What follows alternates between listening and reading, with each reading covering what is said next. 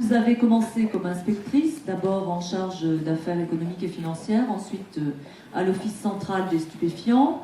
Et en 91, donc, vous avez commencé à travailler en banlieue parisienne, Seine-Saint-Denis.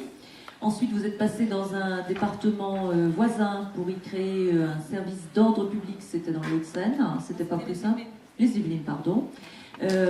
Donc un service global qui regroupait les différents métiers de la police. Ensuite Poissy et puis Versailles, puisqu'il faut alterner non, les zones difficiles. Oui, service de gestion cette fois.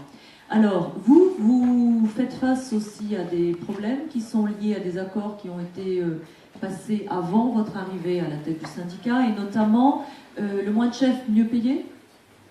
Non? Moins de chefs, mieux payé. Ouais. Alors, si ça se limitait à ça, on arrivera encore à gérer. Expliquez-nous. Écoutez, la police, ce sont des humains qui travaillent sur de l'humain pour des humains. Donc on comprend bien que c'est un métier de main-d'œuvre et que effectivement les effectifs c'est quelque chose d'important. Je vais évacuer tout de suite la question du budget, puisque avec notamment mon collègue ici présent, nous venons d'être auditionnés à l'Assemblée nationale et au Sénat. D'ailleurs on se demande pourquoi on y va, parce que finalement on dit tout le temps la même chose et chaque année c'est de toute façon amputé, donc bon, on joue notre rôle. Néanmoins, des budgets en baisse, et surtout des budgets d'investissement qui n'existent plus, et des budgets de fonctionnement au quotidien qui sont au plus bas. On n'arrive plus, nous non plus, à boucler les budgets, et on retrouve des pratiques anciennes détestables à aller taper aux portes des mairies quand ce ne sont que les mairies et les services publics pour avoir du papier. Donc c'est extrêmement gênant quand on est un service public, surtout avec une mission régalienne comme la nôtre. Bon. Je ferme la parenthèse. Je dis simplement qu'on connaît les mêmes déboires que la justice. Et voilà. Donc une fois qu'on a dit ça, je ne peux pas dire plus. Donc ça a quand même une conséquence très importante, c'est la dégradation du bâti dans lequel vivent les policiers. Donc en termes de morale, c'est pas terrible. Et c'est aussi une dégradation du bâti pour les gens qui viennent, souvent des victimes d'ailleurs, et les auteurs c'est la même chose, on ne leur offre pas, entre guillemets, des conditions d'hébergement décentes, puisque c'est pas suffisamment propre. Enfin, vous avez entendu parler de tout ça. Néanmoins, là où je rejoins ce qu'a dit Philippe Capon, c'est qu'au moment de la réforme de la garde à vue, on a utilisé ça finalement comme moyen de pression. Les choses ne changent pas aujourd'hui, hein. La loi est passée, mais on continue de vivre dans des locaux qui sont complètement sales. Voilà, il faut le dire, c'est sale. Mais si c'est sale pour les garder à vue, c'est sale pour les gardiens de la paix qui assurent la surveillance. Ça, je voudrais qu'on le dise aujourd'hui. Voilà, donc on a... je vais revenir juste sur les effectifs, parce que c'est vrai qu'on a signé toutes les organisations syndicales, moi j'y étais pas, mais j'assume, hein, parce que de toute façon, je suis bien obligée de prendre la continuité.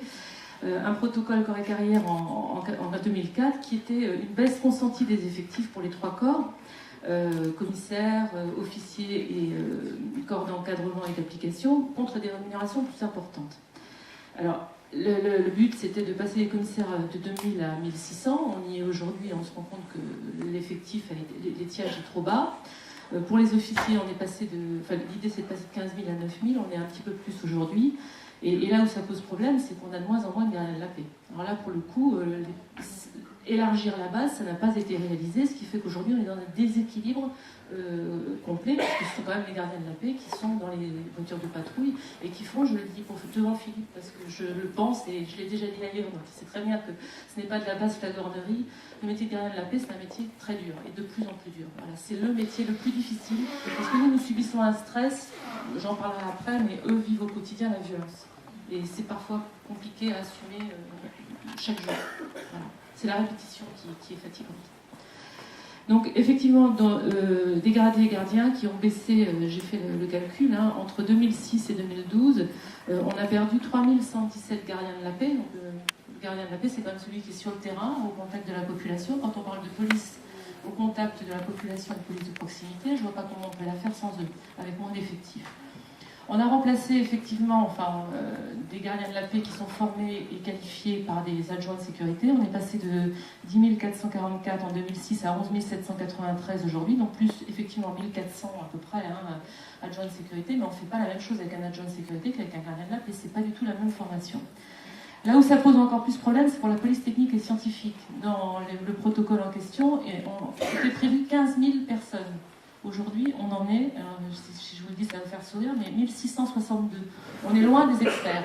On est loin des experts quand on sait combien la preuve scientifique est indispensable aujourd'hui, et Madame Duval sait de quoi je parle. Voilà, et les personnels administratifs, on nous a dit qu'il fallait remettre des gardiens de la paix sur la voie publique. On a recruté en tout et pour tout plus 307 personnels administratifs entre 2006 et 2012. Donc ça vous donne un peu une idée, la baisse des gradés et gardiens, le non-recrutement d'effectifs et pas de personnel technique et scientifique. Voilà un petit peu la situation, l'état des lieux, très bref, mais c'est suffisant. C'est vrai ce qu'a dit Philippe, la sécurité, on est un peu pris en otage par le politique de droite comme de gauche aujourd'hui. Ils se balancent tous des chiffres à la figure et nous on est au milieu et on regarde s'échanger les balles je vais dire de ping-pong, mais parfois c'est des balles un peu plus grosses. Mais néanmoins, on n'est pas très heureux de cela parce que ça nous empêche d'exercer sereinement notre métier. Donc il y a un mal-être, hein, c'est vrai qu'on avait consenti une baisse des effectifs, mais on a le sentiment aujourd'hui que la balance est complètement déséquilibrée. On a aussi un problème de sens, de lisibilité de notre action. Chaque matin, parfois je me demande, moi, qu'est-ce que je vais faire puisqu'on a des tensions dans les services qui sont dues au manque de moyens, au manque de personnel. Les commissaires, je vais parler des commissaires, puisque Philippe a parlé des gardiens, on est dans un état de stress qui se traduit par du burn-out. Moi aussi, je peux parler pour les collègues de burn-out. On est pris entre le marteau et l'enclume, c'est-à-dire entre la base, puisqu'on n'a pas de levier budgétaire et qu'on a très peu de levier de management, j'y reviendrai après. Le seul moyen pour nous, c'est de faire travailler les personnels avec un management humain et adapté, consenti, trouver des objectifs qui soient raisonnables. Alors ça dépend bien entendu des chefs, ça dépend aussi des personnels. C'est pour ça qu'il y a des tensions dans certains endroits du territoire et on s'emploie, nous, syndicalistes, à essayer de régler les problèmes. Quand je disais qu'on ne dispose pas d'instruments de management, que peut-on faire? Il y a des lettres de félicitations, les gardiens de la paix, je veux dire, on peut les féliciter, mais ça ne suffit pas. On n'a pas la capacité à les faire avancer plus vite en termes de carrière. Donc, vous voyez, c'est pas grand-chose. Je crois qu'on a aujourd'hui dans la police nationale, et c'est surtout vrai pour la sécurité publique, parce que je crois que cette difficulté à vivre au quotidien, c'est moins vrai dans les services spécialisés qui ont l'intérêt du travail, souvent plus de moyens et une plus grande autonomie dans le travail. Le travail le plus dur, c'est le travail du commissariat, la police du quotidien, et qui constitue 80% finalement du travail du policier. On a une mauvaise image du coup dans le service public, puisque les moyens étant pas le bâti n'étant pas au niveau requis pour accueillir les victimes. Les policiers n'étant pas suffisamment nombreux et étant souvent stressés, on a moins de bons rapports à l'autre, un seuil de tolérance qui s'abaisse, et c'est vrai dans tous les services publics, je crois. On a une emprise de plus importante, effectivement des polices municipales, de la sécurité privée. On a le sentiment que le ministère est en train de brader la sécurité publique. On découpe allant la maison sécurité publique en morceaux, donc quelque part ça nous gêne. Que va-t-on garder? On ne va surtout garder que les missions répressives, quand tout le préventif va passer aux mains du privé et aux mains... c'est valorisant quand même le préventif, nous aussi on a besoin de cette mission, on ne veut pas être que dans le répressif. Quand on est rentré dans la police, c'est pas seulement pour du répressif, c'est aussi pour le contact que l'on veut créer avec les autres, quels que soient les autres, la population, les victimes, les auteurs d'infractions et tous nos partenaires au quotidien. Donc quand j'ai dit ça, qu'est-ce qu'on peut faire? Faire moins avec mieux. Moi je pensais qu'en gérant mieux, ça pouvait un temps fonctionner, sauf que dans la police, on n'a pas de gestion des ressources humaines. C'est-à-dire que c'est très embryonnaire, je pense que chez vous ça doit être la même chose. Non, ils ont Joseph Théophile. Moi je dis c'est la gestion des ressources inhumaines dans la police, mais bon. Il n'y a pas de DRH. Il n'y a pas de DRH centralisé, il y a des DRH en tuyau d'or, mais on n'adapte pas du tout les profils au poste. Ce qui fait que ça nuit au service public aussi. On n'a pas encore réussi à mettre ça en œuvre. Voilà, donc on voudrait fonctionner sur des projets de service, on n'y arrive pas. Et c'est vrai qu'il y a une forme de souffrance au travail. Nous, les chefs de service, on est obligés de gérer les autres.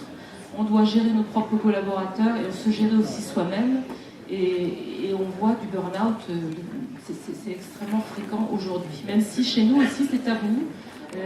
La police, c'est un métier d'homme, donc on ne parle pas de ces soucis-là. Mais moi, je peux vous dire que quand on en parle au téléphone ou en tête-à-tête, les gens s'expriment.